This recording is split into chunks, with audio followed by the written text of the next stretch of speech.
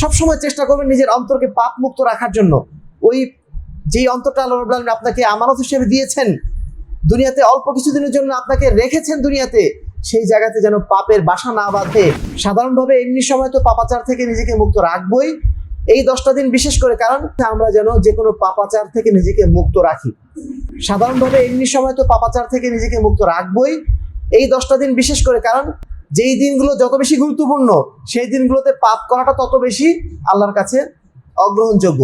রমজান মাসে যদি কেউ অন্যায় করে, পাপ করে, সেই পাপটা আল্লাহর কাছে মানে কি বলবো, অন্য সময়ের তুলনায় নিঃসন্দেহে আরো অনেক বেশি, তাই না? ঠিক তেমনই ভাবে এই সময়গুলো যেহেতু বিশেষ ফজিলতপূর্ণ, এই সময়েও যদি আপনি আল্লাহর অনুগ্রহ আপনার হাসিল করার চেষ্টা না করে যদি পাপাচারে লিপ্ত হন, নিঃসন্দেহে এটা আল্লাহর কাছে আরো বেশি শাস্তির কারণ হতে পারে। আল্লাহ বলছেন, ওয়াল্লাযীনা ইয়াজতানিবুনা কাবাইরাল ইসমি ওয়াল ফাওয়াহিশ, যারা ঈমানদার তাদের বৈশিষ্ট্য হচ্ছে তারা সবসময় পাপের কাছ থেকে এবং অশ্লীলতা থেকে নিজেদেরকে মুক্ত রাখে। ওয়াইদা মা গাদিবু হুম ইয়াগফিরুন, আর যখন রাগ চলে আসে, ক্রোধ চলে আসে মানুষের উপরে, তখন সে তাদেরকে ক্ষমা করে দেয়, রাগ দেখায় না, রাগ না দেখিয়ে তাকে ক্ষমা করে দেয়। যার উপর রাগ হয়েছে তার উপর প্রতিশোধ না নিয়ে তাকে ক্ষমা করে দেয়। আল্লাহ রাসূল সাল্লাল্লাহু আলাইহি ওয়াসাল্লাম বলছেন, জিন্নাল্লাহ ইয়াগার, নিশ্চয়ই আল্লাহ রাব্বুল আলামিন আত্মমর্যাদা সম্পন্ন।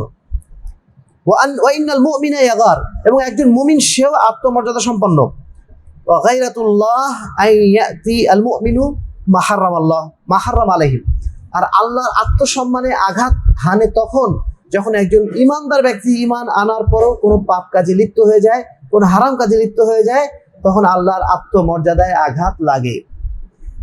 আমরা ইমান এনেছি, ইমান আনার পরেও যখন পাপের কাজে লিপ্ত হয়ে যায়, আল্লাহ রাব্বুল আলামিন যা নিষেধ করেছেন সেটা আমরা করে ফেলি, তখন আল্লাহ রাব্বুল আলামিনের আত্মমর্যাদায় সেটা আঘাত লেগে যায়।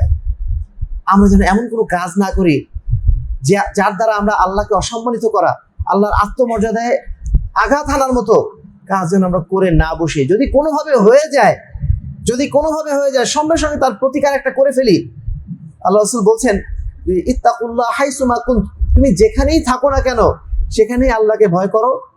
ওয়া আতবিইস সাইয়্যাতাল হাসানা, যদি তোমার দ্বারা কোনো একটা অন্যায় কাজ হয়ে যায়, সঙ্গে সঙ্গে আরেকটা ভালো কাজ দিয়ে সেটাকে মুছে দেওয়ার চেষ্টা করো, যেন তোমার অন্তরে সেই পাপের প্রভাবটা না থাকে। হয়তো আপনি মোবাইল চালাচ্ছেন, হঠাৎ করে অন্যায় দৃশ্য চোখে পড়লো আপনার, সঙ্গে সঙ্গে আপনি 10 টাকা দান করে দেন, আপনার অন্তরে ওই পাপের প্রভাবটা আর থাকবে না। তো সবসময় চেষ্টা করবেন নিজের অন্তরকে পাপ মুক্ত রাখার জন্য। ওই যেই অন্তরটা আল্লাহ রাব্বুল আলামিন আপনাকে আমানত হিসেবে দিয়েছেন, দুনিয়াতে অল্প কিছুদিনের জন্য আপনাকে রেখেছেন দুনিয়াতে, সেই জায়গাতে যেন পাপের বাসা না বাঁধে, সাধ্যমতো যেন সেই চেষ্টাটা আমরা করি। আহলে হাদিস আন্দোলন বাংলাদেশ